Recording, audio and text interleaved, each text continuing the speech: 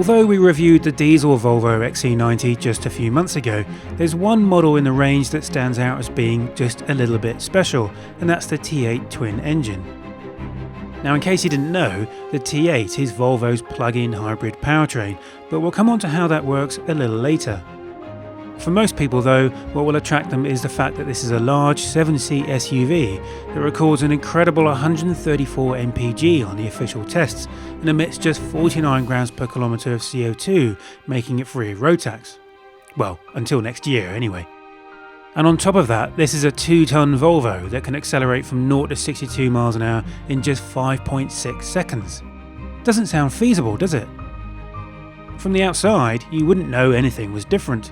Unlike some hybrids, there are no extra vents or grills, and it looks just like any other model in the XC90 range, complete with Thor's hammer running lights. Thankfully, the interior is also XC90 business as usual, and that's a good thing because we think it's one of the most comfortable cabins on the market today, with not only a wide range of adjustment in every direction you can think of, but also a tasteful use of premium materials. Despite being laden with technology, Volvo made a real effort to keep everything as simple as possible. There are only a handful of buttons to be found anywhere in here, and despite the complexity of the drivetrain, the instruments are remarkably simple, almost minimal in their design. There's also a decent set of customization on offer too, from the ability to always display the rolling map between the dials to a choice of styles to suit your mood. Much of this simplicity arrives as a result of Volvo's new touchscreen control system. It uses pinch to zoom and swipe gestures that will be familiar to anyone with a smartphone, and this gives access to all the usual functions such as a punchy sounding hi-fi system with Bluetooth and DAB distro radio, plus an excellent navigation function complete with speed camera and traffic alerts, and the optional ability to link straight into your iPhone using Apple CarPlay. Some of the car's more advanced features are generally only a swipe away, such as a 360-degree camera and a range of apps that's expected to grow over time. We found it to be one of the most intuitive systems out there, although we do have a couple of observations.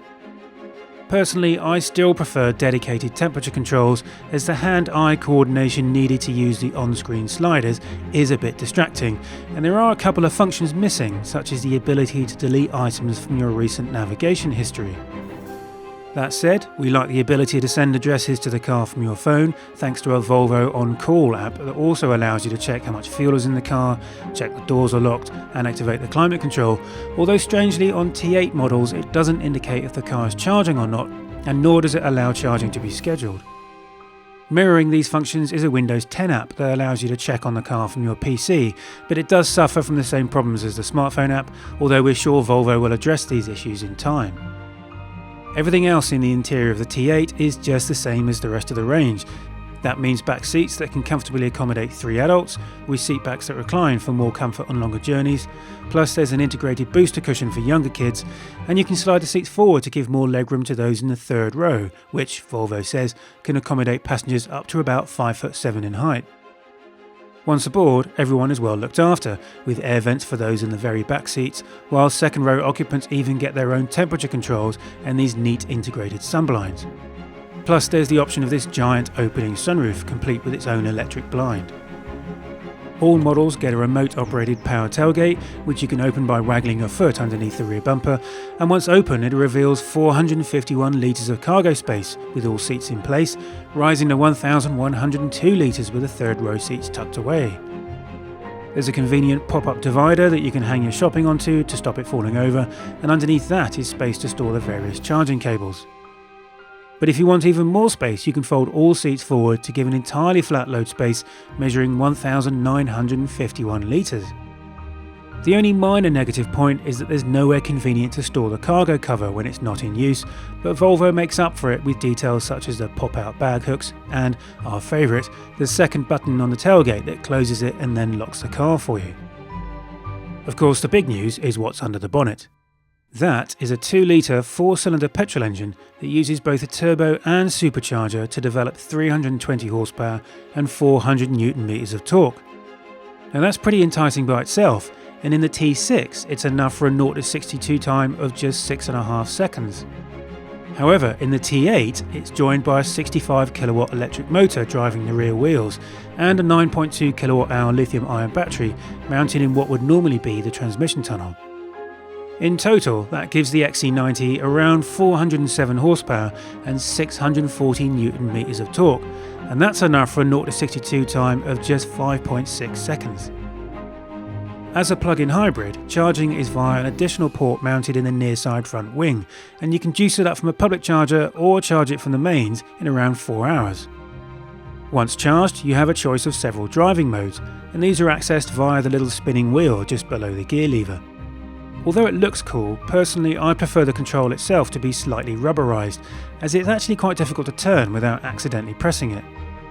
Apart from the two all-wheel drive modes that tie the petrol and electric motors together to drive all four wheels and, in the case of the off-road mode, jacks up the air suspension, the hybrid system offers a save function that uses the petrol engine to drive the front wheels while keeping the battery topped up, plus 3 main drive modes.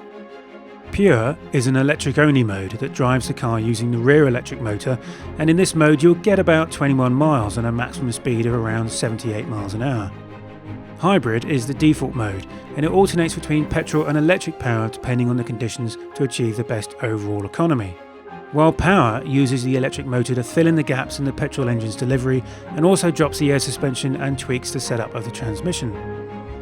Of course, most people won't worry about any of this, they'll just nudge the crystal gear lever into drive and marvel as they pull away in silence.